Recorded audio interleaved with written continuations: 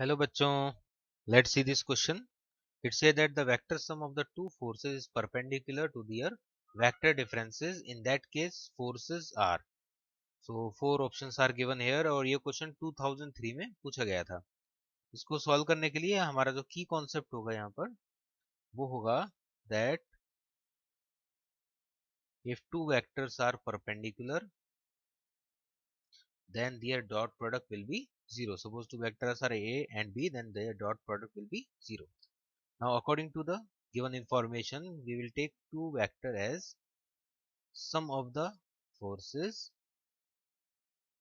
and difference of the forces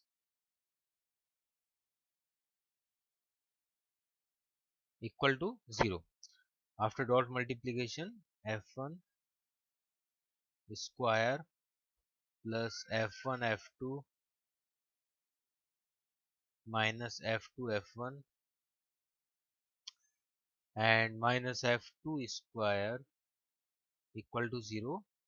अब यहाँ पर डॉट में हमारे यहाँ पे सीक्वेंस f1 डॉट f2 लिखे या f2 डॉट f1 लिखे, दोनों का एक ही मीनिंग होता है. So this step will cancel out. So we can say f1 square minus f2 square equal to 0 और f1 square equal to f2 square. Square जो होता है वो यहाँ पर मैग्नीट्यूड का ही होता है. तो इस एक्सप्रेशन से ये पता लगा कि जो मैग्नीट्यूड है फोर्सेस का वो सेम होगा. यहाँ पर ये जो स्क्वायर किया है इसका मैं यहाँ पे साइड में रीजन बता देता हूँ एक बार. देखिए A vector dot A vector अगर हम करेंगे then it will be A into cos theta, because A dot B होता है ए बी कॉस थीटा.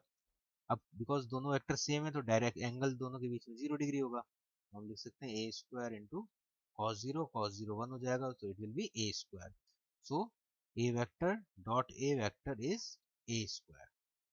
तो ये हमें थोड़ा याद रखना है पॉइंट. तो यहाँ पर क्या हुआ था, f2 डॉट f2 हुआ था तो f2 square, f1 dot f1 हुआ था तो f1 स्क्वायर लिख दिया था. इस टाइप से option B will be correct. Hope you understand it well. Best of luck.